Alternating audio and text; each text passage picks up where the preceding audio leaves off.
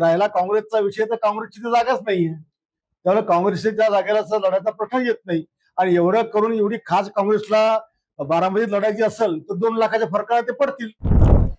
तो निवडणुकीसाठी सुनेत्रा पवारांनी उद्धव ठाकरेंना मागणी केली पाठिंबा देण्याची. बघा, पहिली गोष्ट, मागच्या विधानसभेमध्ये शरद पवारांची राष्ट्रवादी, उभाटा आणि काँग्रेस या तिघांची युती होती. आणि ती जागा युतीमध्ये शरद पवार साहेबांच्या योगेंद्र पवारने लढलेली जागा आहे. त्याच्यामुळे पहिली गोष्ट तर आधी सुनेत्राताईंनी उद्धव ठाकरेंना जागा मागायचा प्रश्न येत नाही. शरद पवार साहेबांनाच त्यांनी विनंती करायला पाहिजे की आघाडीची जागा आहे, तुम्ही आमच्या विरोधात लढू नका. आणि पवार साहेबांनी देखील ती मोठ्या मनात सोडली पाहिजे, कारण अजितदादा त्यांच्या परिवारातले सदस्य होते आणि ते गेलेले आहे. आणि राहिला काँग्रेसचा विषय, तर काँग्रेसची ती जागाच नाहीये. त्यामुळे काँग्रेसच्या जागेला लढायचा प्रश्न येत नाही.